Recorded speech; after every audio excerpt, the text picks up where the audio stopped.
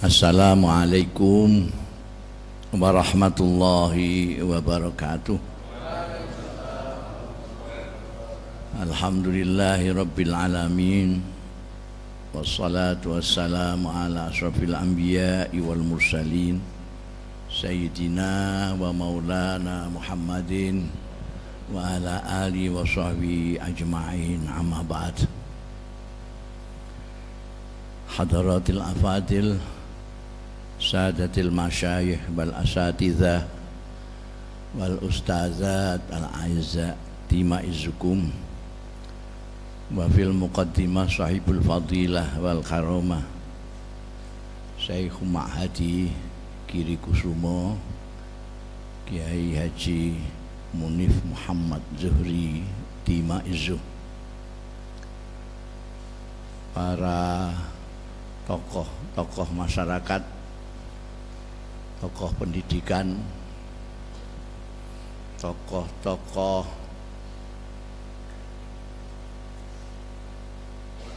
pembawa kebaikan untuk masyarakat, ibu-ibu, bapak-bapak, dan saudara-saudara sekalian yang terhormat.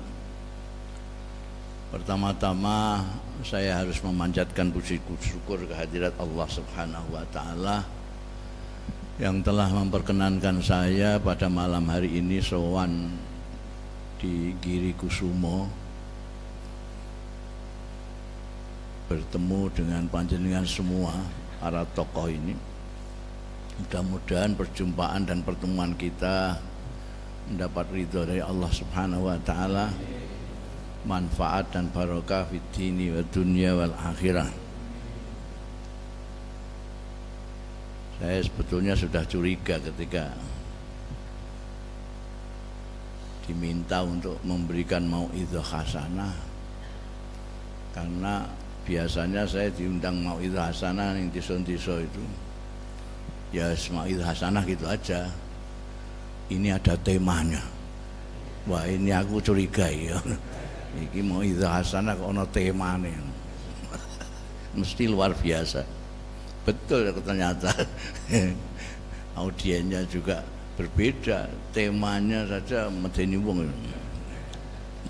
menyegarkan kemanusiaan, rasa kemanusiaan di tengah problematika kebangsaan.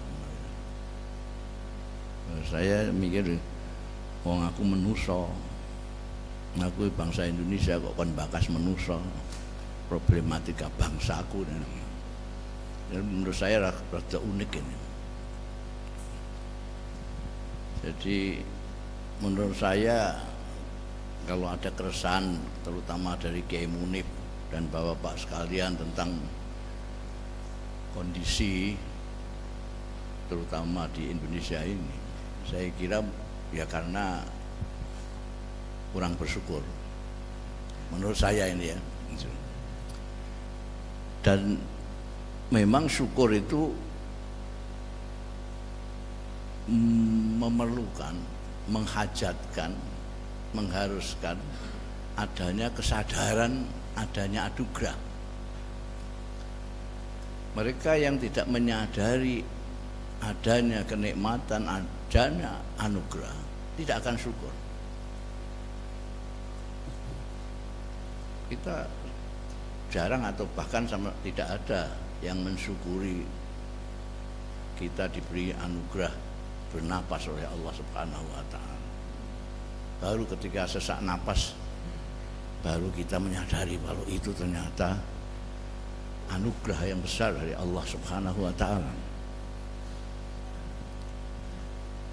Kita lihat saja, banyak sekali umat kita yang syukuran sampai 2 kali ketika haji. Sebelum haji syukuran, pulang haji syukuran lah. Tapi dia belum pernah mendengar ada orang syukuran karena sholat. Padahal sama-sama rukunnya itu. Kenapa? Karena banyak yang tidak menyadari bahwa sholat itu juga anugerah yang luar biasa dari Allah Subhanahu wa Ta'ala. Ada, ini mungkin agak nyerempet-nyerempet dengan tema ya. anugerah yang paling besar yang jarang atau bahkan tidak kita syukuri adalah kita diciptakan oleh Allah sebagai manusia.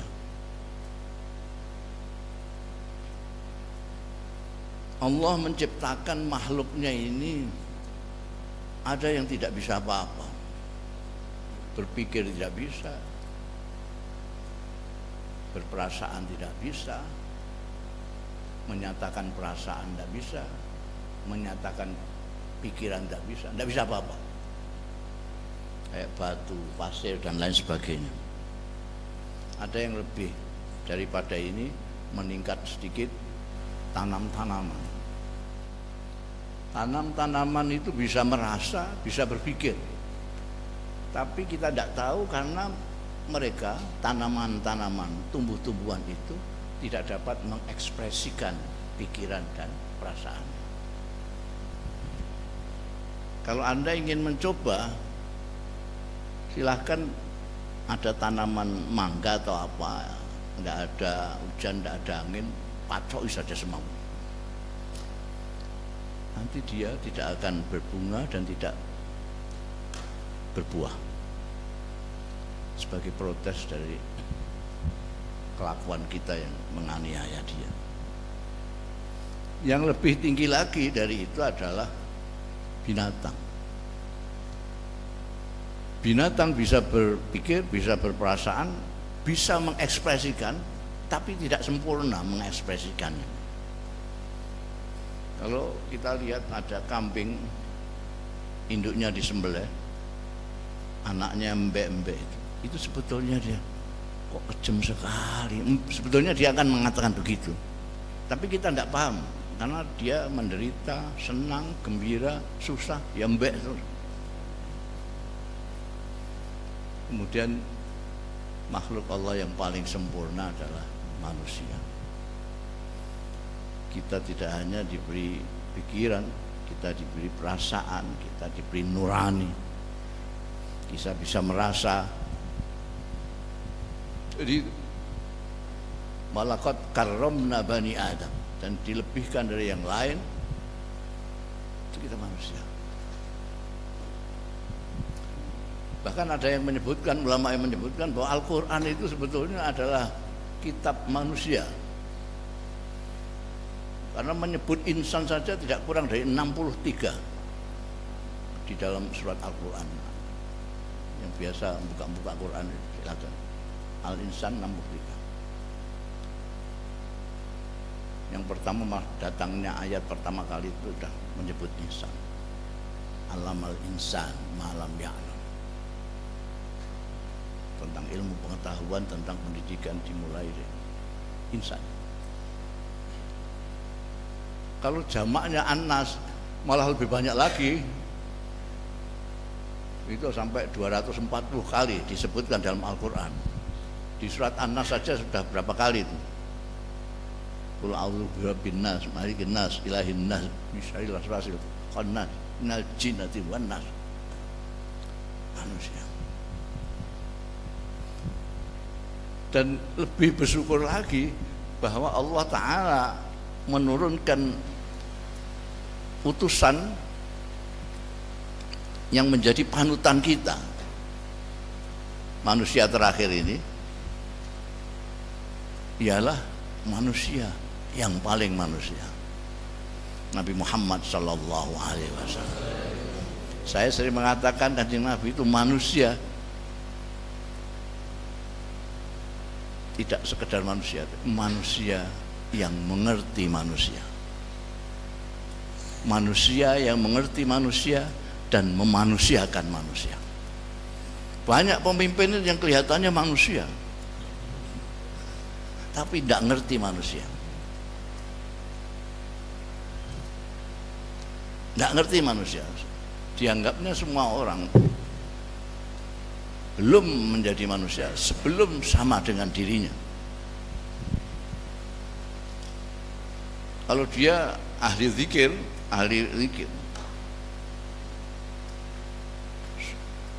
ada orang datang minta ijazah, sini baca, ayat kursi ini 35.000 kali ya. Itu artinya dia nggak ngerti manusia. Beliau ya enak saja itu baca 35.000, tapi ini baca Fatihah saja masih gerotal-gerotal. Ada yang ngerti manusia tapi tidak memanusiakan manusia. Kanjeng Nabi Muhammad Sallallahu Alaihi Wasallam, saya sampai berani mengatakan bahwa kalau kita ini tetap menjaga kemanusiaan kita, maka kita tidak terlalu sulit sama sekali beragama Islam. Kita menjadi sulit karena kita tidak begitu manusia, itu soalnya. Apa setengah buaya? Kan ada orang ganteng sekali disebut awas buaya darat ini. Sampai manusianya nggak kelihatan, buayanya yang kelihatan. Hati-hati, itu cantik tapi ular itu. Jadi di mana-mana saya mengatakan, pertahankan saja kemanusiaan Anda, maka Anda akan dengan enak. Karena agama Islam itu agamanya manusia. Quran itu tentang manusia atau mengkhitabi manusia.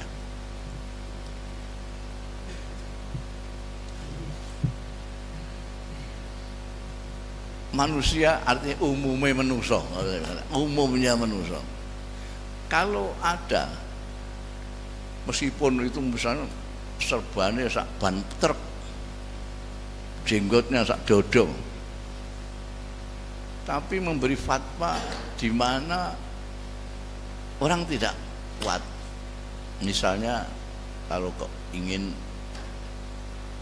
selamat dunia akhirat, sampean puasa 2 hari 2 malam, tidak buka, tidak sahur, pasti itu karangan, bukan dari Kanjeng Nabi Muhammad SAW. Kenapa? Karena manusia pada umumnya itu keberatan. Apa yang diperintahkan Al-Quran itu sebetulnya adalah apa istilahnya? Itu sudah lagiannya manusia gitu, sudah. Manusia ya begitu itu. Menghormati orang tua, itu manusia sepenuhnya. Kalau tidak gitu ya pitik. Menyayangi yang 6, itu juga sudah lagiannya manusia. Baik dengan istri, baik dengan suami, itu lagiannya manusia. Lah ngapain dilamar-lamar sendiri? Yang dilamar yang mau sendiri. Kok ditaboi? Ini manusia tahu ora? Tetangga, baik dengan tetangga, sudah wajarnya manusia sebegitu itu. Nyembah kepada Tuhan sudah sewajarnya. Kalau menyembah kepada makhluk itu yang tidak wajar, makanya disebut zalim. Jadi tidak wajar. Nah, permasalahannya kadang-kadang kita itu ya tidak bersyukur bahwa kita diciptakan oleh Allah itu sebagai manusia dan dipimpin oleh pemimpin tertinggi kita yang manusia. Terus cari-cari yang lain, terus bikin sendiri. Ini sudah dibikin oleh Tuhan, gampang untuk manusia karena agama itu bukan untuk Allah tapi untuk manusia. Sudah dibikin sesuai dengan pengetahuan Allah Ta'ala tentang manusia yang ciptaan sendiri. Ini ada yang memberat-beratkan. Sampai adanya aliran ahli sunnah wal jamaah itu karena ada orang yang kepingin kesana, kepingin kesini, kepingin tidak iktidal, kepingin tidak tawasul. Maka ulama-ulama ahli sunnah wal jamaah itu menjelaskan dan menempatkan, mendudukkan kembali bahwa kita itu sistem. Coba sekarang ini apa namanya yang kita lihat dalam masyarakat kita. Bangsa Indonesia ini konon kabarnya mayoritas umat Islam. Umat Islam. Jadi kalau Indonesia ini terpuruk, yang paling bertanggung jawab orang Islam lah. Yang paling bertanggung jawab adalah kiai-kiai dan rektor-rektor Islam. Tapi kalau Indonesia ini bagus, maka yang paling harus bersyukur pertama kali adalah mereka-mereka umat Islam. Nah, sayangnya para pendidik-pendidik itu sama dengan pemaham-pemaham Islam yang hanya berkutat memfokuskan diri kepada teks saja dan nas-nas saja.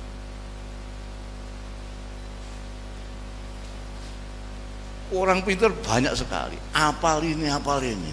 Ada ustadz itu yang ngapal sampai ini ayat surat ini ayat sekian pojok Quran yang cetakan sebelah sini. Dulu kita tahu. Saking ngalim itu, ngalim. Yang disebut-sebut alim banget oleh Kiai Munib itu kan saya. Wah, itu sudah merupakan contoh kemerosotan daripada ilmu pengetahuan. Saya kok ngalim itu piye? Isane ngomong tok. Tadi sudah disindir pertama kali, isane ngomong tok. Jadi apa namanya? Banyak. Saya ingin contohkan pada kiai-kiai dulu aja. Kiai-kiai pesantren dulu itu tidak hanya teks, tidak hanya memberikan pengajaran, tapi pendidikan. Kita sering merancukan antara pendidikan yang notabene taklim dengan tarbiyah. Tarbiyah, kalau pendidikan itu tarbiyah, kalau pengajaran itu taklim itu hanya memberikan informasi aja kepada murid-murid. Dikasih informasi Quran, ngerti Quran. Tapi kelakuannya Qurani atau tidak, itu urusannya tarbiyah, pendidikan. Kiai-kiai pesantren dulu itu mendidik, tidak hanya mengajar. Bahkan dulu itu mengajarnya buruk sekali, tidak pakai metode didaktik. Istilahnya Anda sekalian itu tidak pakai metode didaktik. Ngaji ya ambil ngantuk-ngantuk segini. Napa niku wau al-ittirar utawi napa niku wau al-ittirar kiai ambil ngantuk-ngantuk itu. Al-ittirar iku angel temen cung diliwati ayo alhamdulillah. Ngajarannya itu dulu Mbah Maksum Allah yarham, Mbah Maksum walim-walimnya orang Jawa Tengah dulu itu nek mulang pasaran ya tidur sampai tidur. Oh, beliau kegiatannya banyak, mulang ambil ngantuk. Didehemi santrinya terus bangun, terus dikebet ya gelis katam. Tapi pendidikannya itu tarbiyahnya luar biasa. Hasilnya apa? Ini mau cocok-cocokan sampai yang ahli-ahli itu. Kalau perlu kita juga adakan penelitian. Kalau saya melihat ini hasil dari kiai-kiai pesantren, adanya budaya keberagamaan Islam di desa-desa. Di desa itu tidak seperti ustadz-ustadz kota itu sedikit-sedikit dalil. Sudah dibilang hadisnya sahih apa tidak. Gayanya bukan main. Di desa sama sekali tidak pakai dalil. Kehidupan sederhana mereka tidak pakai dalil. Kalau tanya orang desa, kamu kok hidup sederhana, nggak berlebihan, kenapa? Ya nggak bisa jawab dalilnya apa. Dia menghormati tamu, tidak tahu dalilnya. Mangkana yu'minu billahi wal yaumil akhir apa enggak ada. Orang desa selalu menghormati tamu. Baik dengan tetangga. Dia tidak ikut membangun, tidak ikut tidur di rumah, tapi dia ikut membangun rumahnya. Ta'awun 'alal birri wat taqwa, enggak tahu mereka. Ada orang keseripahan tanpa diumumkan, tanpa perempuan-perempuan bawa tenong ke sana, takziah kepada yang punya keseripahan. Tidak punya dalil. Itulah Islam yang sudah menjadi budaya. Itulah ajaran. Jadi budaya Islam itu agama yang sudah malakah karena didikan yang lama, pentradisian oleh para kiai-kiai desa. Kiai-kiai itu semua desa kabeh. Anda lihat pondok-pondok pesantren yang lama itu ya, itu nama desa. Mereka bangga dengan desanya itu. Tebuirem, itu nama desa. Tambak Beras, nama desa. Dinanyan, itu Kerapia, Lirboyo, Ploso, Kasingan. Ini apa nama sini? Giri Kusumo.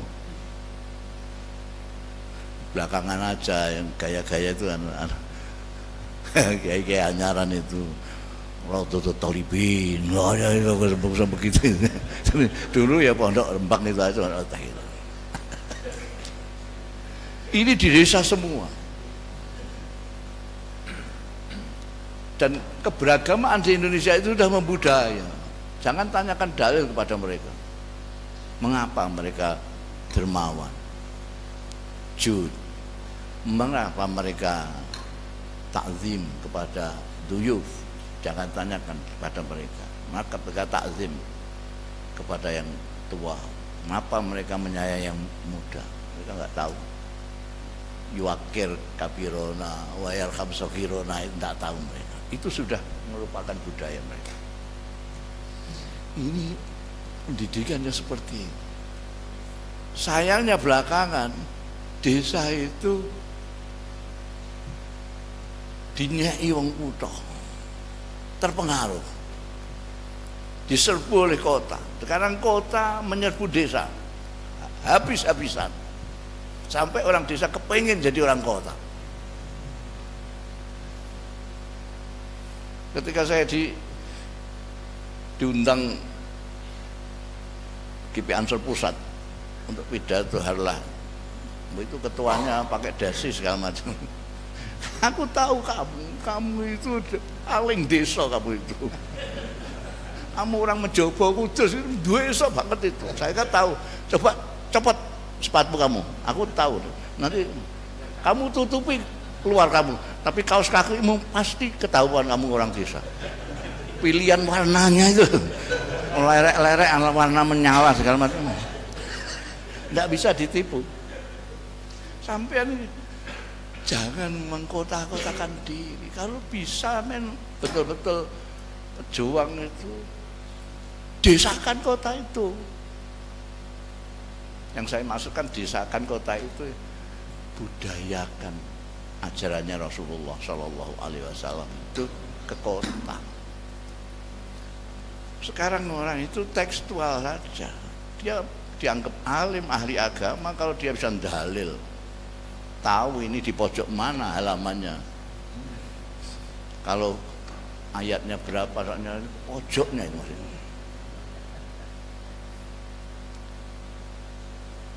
Kenapa tidak menunjukkan contoh keislaman yang bagus adalah perilaku.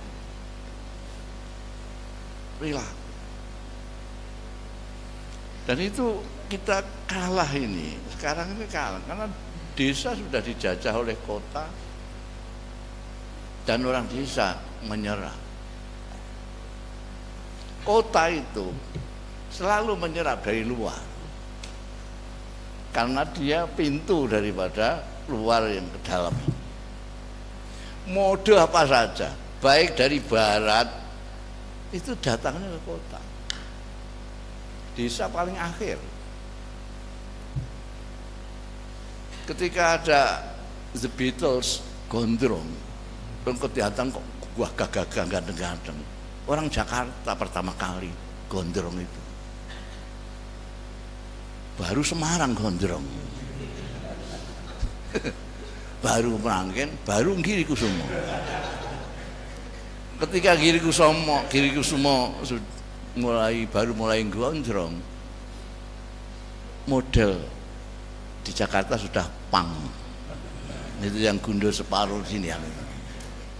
Lalu Semarang pang, Surabaya pang itu. Jakarta kalungan, Semarang kalungan, Meranggen kalungan, Giri Kusumo baru kalungan, sana sudah ceplikan. Giri Kusumo ikut ceplikan, sana sudah hidup, sudah diketahui. Jadi kota paling duluan. Jadi kalau model-model keberagamaan juga dimulai dari sana. Padahal kita punya model yang sudah bagus, yaitu di desa. Mari kita buka lah kitabnya, kita buka sirah Rasul Shallallahu Alaihi Wasallam. Terus kita contohkan, ini orang desa, ini orang kota. Coba perilakunya sih pakai cermin itu, jangan pakai cermin yang lain. Mana yang lebih Islami, yang lebih sesuai dengan ajarannya Rasulullah SAW? Bukan karena itu, ini sekarang, dan itu orang kota punya cara, yang orang desa masih gagap dengan cara itu, yaitu medsos. Orang kota menguasai medsos itu, tapi tidak menguasai inti daripada keberagamaan. Kulit-kulit keberagamaan disebarkan medsos, dan itu meruyak kemana-mana. Orang-orang, anak-anak muda kita, milenial itu tertarik sekali. Wah, ini ajib ini. Mulainya keberagamaan yang baru model-model ini juga dari luar. Dari luar. Dulu yang ngerti tentang agama Islam dengan bahasa aslinya itu di pesantren, kiai-kiai saja. Di luar enggak tahu. Kampus-kampus enggak ngerti bahasa Arab. Yang ngerti bahasa Arab, meskipun kiai-kiai tidak bisa bahasa Arab secara lisan, tahadus, tapi beliau bukan itu tujuannya. Kiai-kiai bukan tujuannya belajar bahasa Arab itu untuk supaya ngomong bahasa Arab. Enggak, karena tetangganya orang Jawa semua, untuk apa? Tapi mereka untuk berkomunikasi dengan Imam Syafi'i, dengan Imam Malik, dengan Imam Ghazali, segala macam. Mereka memahami itu. Sementara di kota-kota enggak. Ketika orang-orang Barat melihat fenomena Islam yang gegap gempita sejak Khomeini menang revolusi itu, mereka lalu menerjemahkan kitab-kitab ke dalam bahasa Barat, bahasa Inggris, bahasa Prancis, segala macam. Tentu saja kitab-kitab yang mereka pilih adalah kitab-kitab pilihan mereka. Kitabnya Sayyid Qutb, kitabnya Maududi, Hasan Banna, itu yang diterjemahkan. Maka orang-orang kampus ngerti semua karena mereka menguasai bahasa Barat itu, bahasa Inggris. Mereka baca karangannya Sayyid Qutb, wah ternyata ini Islam itu. Baca Maududi, ini dia. Baca Hasan Banna, ini dia. Karena mereka tidak tahu siapa Sayyid Qutb ini, siapa Hasan Banna ini, siapa Maududi. Mereka adalah orang-orang yang tertindas. Di Hasan Banna, Sayyid Qutb dibunuh oleh pemerintahan Jamal Abdul Nasir, Maududi juga. Di sini orang kampus yang pertama kali ngambil itu. Kenapa? Karena orang kampus lah yang tahu mereka ditindas sama Orde Baru. Orang desa nggak ngerti sudah pokoknya itu walil amri apa sebagai atiullah wa rasulullah sudah kampus ngerti gitu. Wah, kejam tenan iki. Talawan. Jadi kita bacaan cocok. Sementara pesantren ya masih tetap begitu saja. Mereka memiliki sesuatu yang berharga tapi menyebarkannya itu. Tadi yang Nasrul tadi itu, ini yang perlu, ini tantangan dari pesantren-pesantren itu. Bagaimana menyebarkan. Sekarang orang itu udah HP ini sudah pegangan hidup. HP ini pegangan hidup. Mertua lupa, orang tua lupa, sudah pegang ini. Mereka ngajinya di sini semua. Ngajinya di sini. Lah Kiai Munib apa ngaji di sini? Kiai Munib enggak ngaji di sini. Paling yang di sini saya. Wah, mahadro sama saya. Sini. Dan kalau Anda melihat pengajian di sini ngeri sekali, ngeri sekali. Karena memang tidak menggunakan sanad juga yang ngaji di sini. Sementara kiai-kiai pesantren itu pakai sanad. Pakai sanad. Jadi Kiai Munib dari mana? Minimal dari Kiai Muhammad Zuhri. Kiai Muhammad Zuhri dari mana? Minimal dari Kiai Khalil bin Harun. Kiai Khalil bin Harun dari mana? Minimal dari Kiai Harun. Terus sampai ke Syekh Umar Hamdan, Syekh Saleh, segala macam nanti ke Rasulullah Sallallahu Alaihi Wasallam. Karena itu kebanggaan orang-orang pesantren itu kan dia punya sanad. Pertanggungjawaban ilmiah yang paling bertanggung jawab sanad. Tidak hanya dipertanggungjawabkan di hadapan manusia, tapi di hadapan Tuhan yaumul hisab. Mengapa kamu bisa mengatakan ini dawuhnya Rasulullah Sallallahu Alaihi Wasallam? Bisa dipertanggungjawabkan oleh kiai sampai ke yaumul kiamat. Pertanggungjawaban ilmiahnya sampai yaumul kiamat.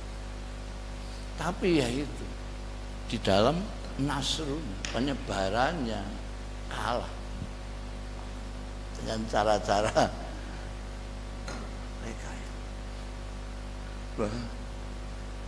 Ketika saya mengatakan ini salah, jawabannya orang milenial, kalau salah kok banyak pengikutnya gitu. Kalau ini tidak benar, kenapa followernya banyak sekali? Ya saya jawab ngawur juga. Di dalam Al-Quran itu disebutkan wa fauqa kulli dzi ilmin alim. Di atas orang yang alim masih ada yang alim, pasti. Jadi jangan sombong kamu kalau ngalim. Di atasmu masih ada yang alim. Wa fauqa kulli dzi ilmin alim. Itu kata Quran.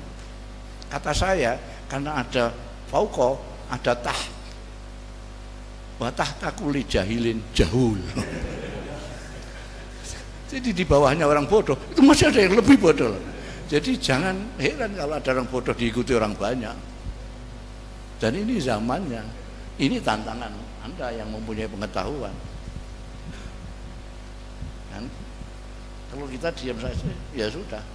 Nanti akan diambil alih kepemimpinan oleh orang-orang bodoh yang kita anggap bodoh. Kita hanya bisa mengatakan dia bodoh, mereka bodoh. Tapi kita tidak bisa mengubah keadaan kalau kita tidak melakukan hal yang sama dalam cara nasrul ilmi, memberikan tarbiyah kepada mereka. Saya kira itu cocok dengan temanya apa enggak ya, cocok-cocokkan sendirilah. Saya kira permasalahannya itu. Kesalahan kita itu kita ikut bertanggung jawab. Yang memiliki ilmu bersanad ini sangat-sangat bertanggung jawab kalau sampai kalah dengan ilmu-ilmu cuplikan dan cuplikan sini tanpa sanad dari Rasulullah Shallallahu Alaihi Wasallam. Ini oke, ampun kamu ya. Saya kira itu, dan apa namanya, saya mohon maaf kalau dulu marah-marah. Ketika saya mundur dari itu beliau marah.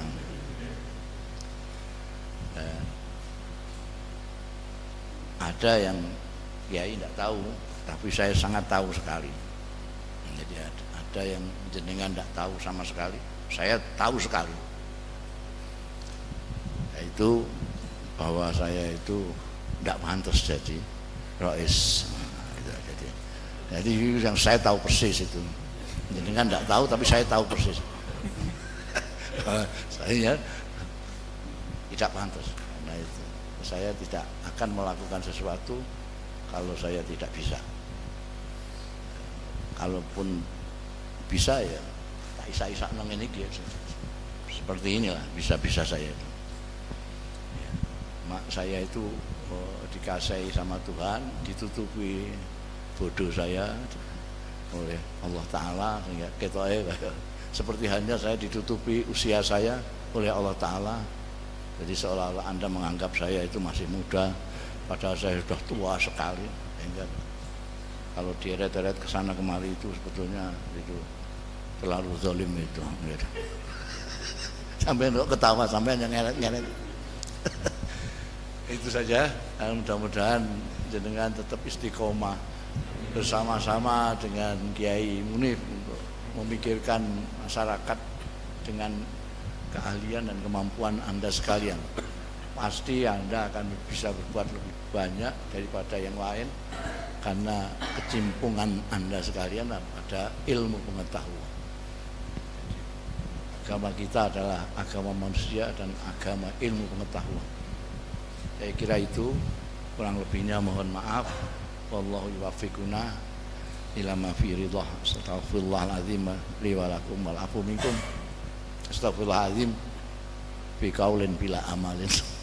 Assalamualaikum warahmatullahi wabarakatuh.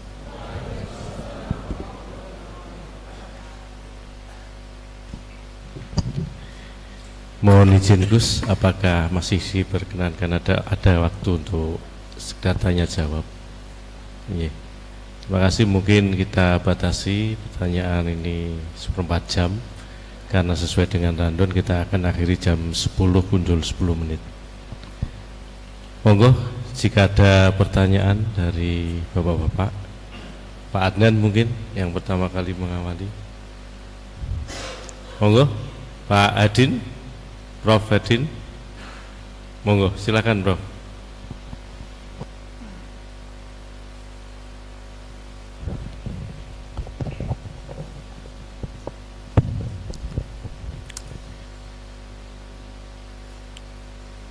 Assalamualaikum warahmatullahi wabarakatuh.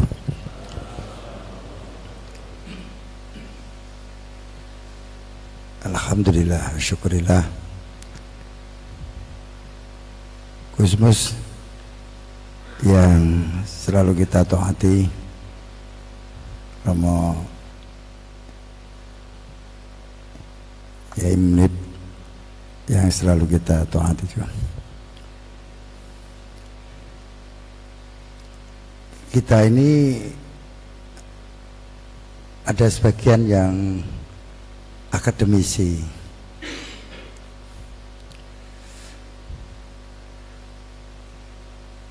kita telaah di era milenial ini, Islam ini seperti ada berbagai manzilah. Ada yang ahlu sunnah wal jamaah, sementara di satu sisi juga ada saudara-saudara kita yang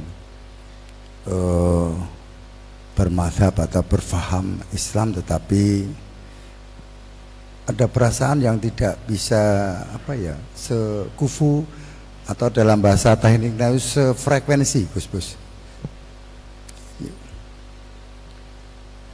Kadang dalam satu jamaah masjid aja ya, ada yang ya membid'ahkan, ini yang lagi berkembang,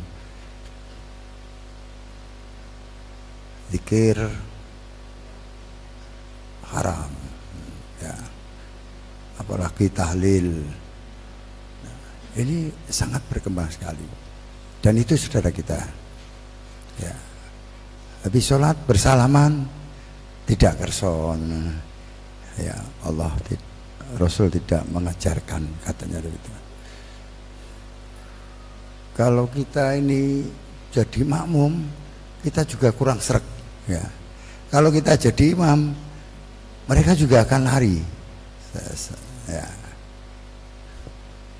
Dan itu sangat berkembang, dan itu banyak generasi kampus ya, di perumahan-perumahan di kota, betul Gus Mas tadi matur itu. Bagaimana upaya kita agar kita ini kalau jadi makmum yang enak, kalau jadi imam ya enak. Itu. Ya. Mantan Gus Mas, mantan nuwun. Assalamualaikum warahmatullahi wabarakatuh.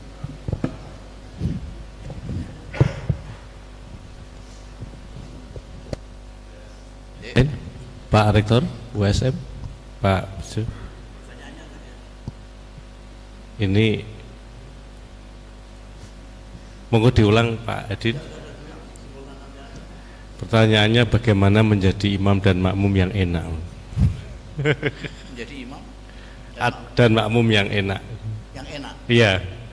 Dalam situasi dan kondisi di mana ada perbedaan paham dan pendapat. Tidak, perbedaan itu fitri, tidak bisa. Allah menggunakan redaksi lau sya. Lau itu andai kata. Andai kata itu jelas tidak. Andai kata Tuhan menghendaki, kalian akan aku jadikan satu umat, tidak ada yang berbeda. Ini dikehendaki oleh Allah. Tujuannya apa? Wallahu a'lam. Allah itu mungkin supaya agar kita itu bisa menghargai yang berbeda atau apa, pokoknya Allah alam, Allah yang lebih tahu.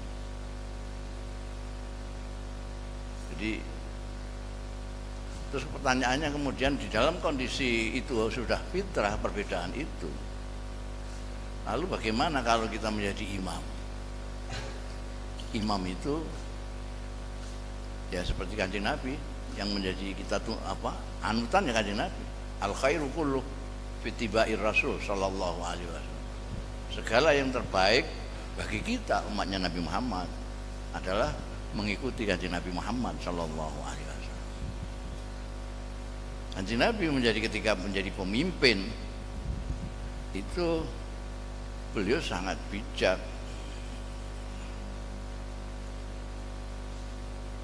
Dengan umat tidak kereng, tidak ngamuan, tidak ini ya, lintalah, lembut, fa'fu anhum wastaghfir lahum wasawir. Jadi imam,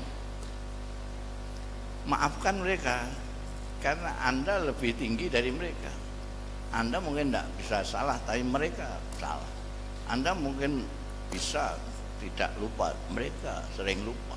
Fa'fu anhu, maafkan itu makmum kamu itu kalau ada yang salah. Kalau salahnya kepada Tuhan, fastaghfir lahum, kamu mintakan ampun kepada Allah.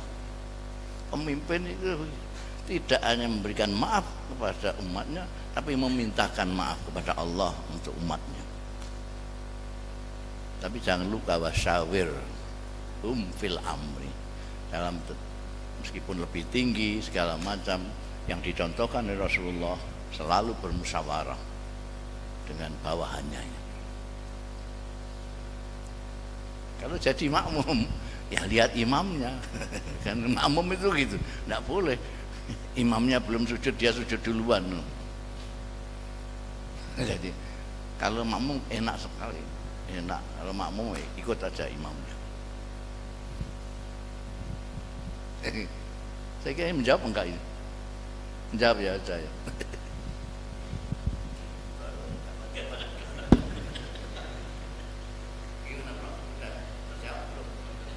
Saking Bapak Wakil Bupati ya, monggo.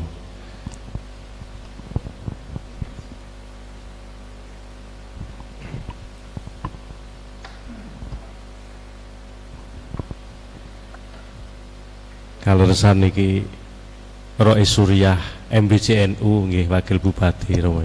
Nggih. Assalamualaikum warahmatullahi wabarakatuh.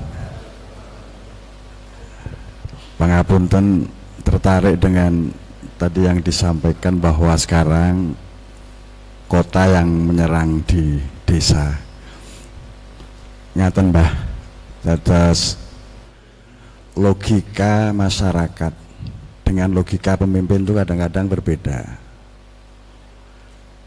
Ada sebuah skandal kecil, mungkin di Demak kebetulan, ketika saudara-saudara kita NU yang notabene mau menyebarkan ajaran dari kiai-kiainya, tetapi di situ sudah bercokol orang yang laisa minna, dan sayangnya dia itu bawa-bawaan, sehingga ketika kawan-kawan dari kita mau berdakwah, sampean tuh aweh opo gitu, karena mereka itu datang dengan memberi sesuatu seperti itu. Ini terjadi sehingga masyarakat di desa dalam hal ini terkikis karena merasa hutang jasa diberi sesuatu oleh mereka, dan mereka itu mengajarkan ajaran-ajaran yang tentu tidak sama dengan kita.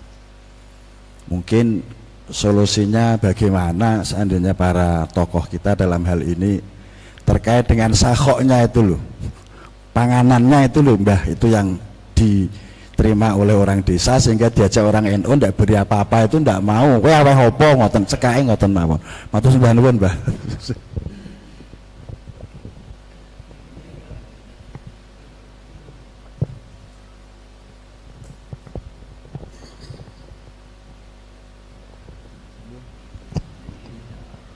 Ya, intinya dalam menghadapi situasi di mana orang-orang kota yang membawa paham yang berbeda menyebarkan ajaran mereka kepada orang-orang kita dengan memberikan sesuatu, sementara kita ketika mengajarkan tidak memberikan sesuatu.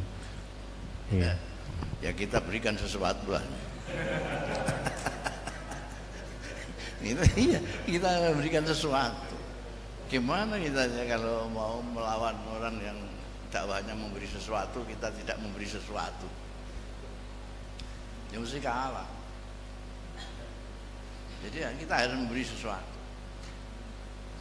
Kita tidak bisa mengandalkan bahwa kita benar. Kita benar, itu ya, kita harus yakin. Tapi bahwa kita benar, lalu orang mau ikut kita, itu belum tentu.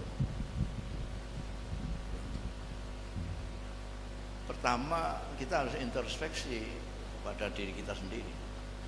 Apa yang kurang? Kenapa warungnya tetangga sana kok laris, kita kok tidak?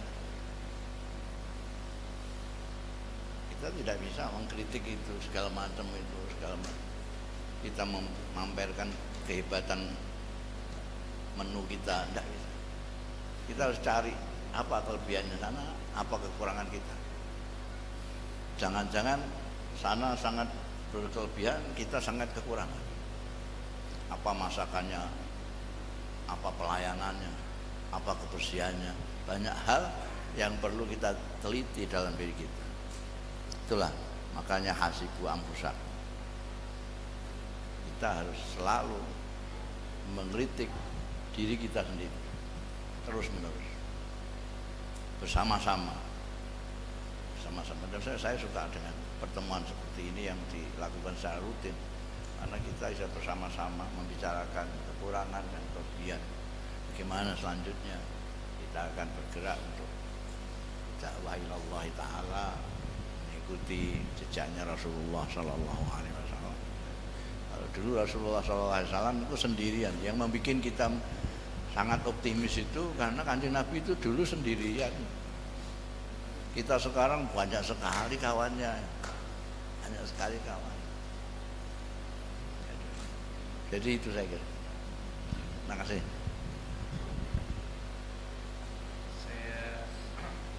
Bismillahirrahmanirrahim. Saya pikir cukup untuk acaranya. Tepat sekali jam 10 lebih 10 menit kita akhiri, dan untuk akhir majelis ini mohon doa dari Gusmus. إلى حضرة النبي المصطفى صلى الله عليه وسلم وآله ونسائه وذرياته وصحابته وجميع إخواننا الأنبياء والمرسلين وإلى تابعين لأصحاب رسول الله أجمعين وتابع تابعين إلى يوم الدين وإلى أئمة المجتهدين علماء العاملين وأوليائك الصالحين إلى جميع أرواح أهل القبور المسلمين والمؤمنين من المشارق ومغاربها برها بحرها وصنع آباءنا وأمهاتنا وأجدادنا وجداتنا وأعمامنا وأعمامنا وذوي الحقوق علينا ومن أحبنا وأحببنا ومن أوصانا بالدعاء ونخص خصوصا إلى حضرة كي محمد زهري اللهم انفعنا بعلومهم وانفعنا بأخلاقهم وبنيات القبور. الفاتحة. أعوذ بالله من الشيطان الرجيم. بسم الله الرحمن الرحيم. إياك نعبد وإياك نستعين اهدنا الصراط الذين أنعمت عليهم غير المغضوب عليهم ولا الضالين. أعوذ بالله من الشيطان الرجيم. بسم الله الرحمن الرحيم. الحمد لله رب العالمين حمدا يوافي نعمه ويكافئ مزيدا. يا ربنا لك الحمد، يا ربنا لك الشكر، يا ربنا لك الثناء كما ينبغي لجلال وجهك الكريم ولعظيم سلطانك. اللهم صل على سيدنا محمد وعلى آل سيدنا محمد كما صليت على سيدنا إبراهيم وعلى آل سيدنا إبراهيم، وبارك على سيدنا محمد وعلى آل سيدنا محمد كما باركت على سيدنا إبراهيم وعلى آل سيدنا إبراهيم في العالمين إنك حميد مجيد. اللهم يا رب محمد وآل محمد صل على محمد وعلى آل محمد وارض محمد صلى الله عليه وسلم وعلى. اللهم صل على سيدنا محمد الحبيب المحبوب شافي الهلال مفرج الكرب وعلى آله وصحبه. اللهم يا الله لا إله إلا أنت يا رحمن يا رحيم يا مالك يا قدوس يا سلام يا مؤمن يا مهيمن يا عزيز يا جبار يا متكبر يا خالق يا بارئ يا مصور يا غفار يا قهار يا وهاب يا رزاق يا فتاح يا عليم يا قبيض يا باسط يا خافض يا رافع يا معز يا مذل يا سميع يا بصير يا حكم يا عدل يا لطيف يا خبير يا حليم يا عظيم يا غفور يا شكور يا علي يا كبير يا حفيظ يا مبين يا حسيب يا جليل يا كريم يا راكب يا منجم يا واسع يا عبد يا مجيد يا ماجد يا بارئ يا شيخ يا مكل يا كون يا من يا ولي يا حمي يا موسى يا محيي يا مميت يا حي يا قيوم يا واجد يا ماجد يا واحد يا أحد يا صمد يا قدير يا مقتدر يا قادر يا أول يا ظاهر يا باطن يا والي يا متعال يا بر يا تواب يا منتقم يا عفو يا رؤوف يا مالك الملك ذا الجلال والإكرام يا مشرك يا جابر يا غني يا مغني يا مانع يا ضار يا نافع يا نور يا هادي يا بديع يا باقي يا وارث يا رشيد يا صبر. اللهم إنا ندعوك بأسمائك الحسنى كما أمرتنا فاستجب إلهنا كما وعدتنا. اللهم بجاه سيدنا محمد صلى الله عليه وسلم سورة الفاتحة المعظمة وسبح المثاني من القرآن وبسر الأسمائك الحسنى واسمك المعظم. اللهم لا تدع لنا في مجلسنا هذا ذنبا إلا غفرته ولا هما إلا فرجته ولا عيبا إلا سترته ولا مكروبا إلا نفسته ولا مريضا إلا شفيته ولا دينا إلا قضيته ولا جاهلا إلا علمته ولا ضالا إلا هديته ولا مؤسرا إلا يسرته ولا فقيرا إلا أغنيته ولا معهدا إلا باركته ولا حاجة من حوائج الدنيا والآخرة إلا قضيتها ويسرتها يا رب العالمين. اللهم ارزقنا الإخلاص والاستقامة وحب wa ma yuhibbuka wa tuhibbu wa hubba rasulika Muhammadin sallallahu alaihi wasallam wa hubba ma yuhibbu wa yuhibbu wa ma yuqarribuna ila dzalika minal qawli wal fi'li wal amali ya arhamar rahimin. Rabbana atina min ladunka rahmatan wa hayyi lana min amrina rashada. Allahumma anfa'na bima 'allamtana wa 'allimna ma yanfa'una wa zidna ilman nafi'a wa zidna ilman nafi'a wa zidna ilman nafi'a. Allahumma inna nas'aluka salamatan fid din wa afiyatan fil jasad wa ziyadatan fil ilmi wal amal wa tawbatan qabla al maut wa rahatan minal maut wa maghfiratan wa rahmah. Allahumma hawwin 'alaina bi sakhratil maut wa khtim lana bi husnil khatimah. Rabbana atina fid dunya hasanah wa fil akhirati hasanah wa qina adzaban nar. Rabbana taqabbal minna innaka antas samiul alim wa tub 'alaina ya maulana innaka antat tawwabur rahim. Wa sallallahu ala khairi khalqihi Muhammadin ummi wa ala alihi wa sahbihi baraka wa sallam. Bismillah subhana rabbika rabbil izzati amma yasifun. Salamun alal mursalin walhamdulillahi rabbil alamin.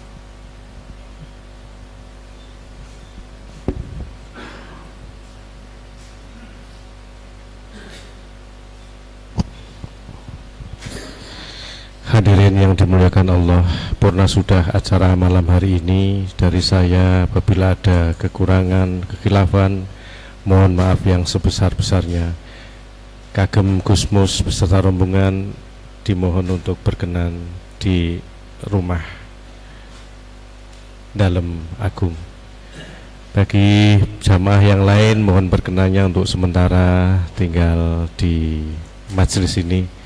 Dari saya cukup sekian. Assalamualaikum warahmatullahi wabarakatuh.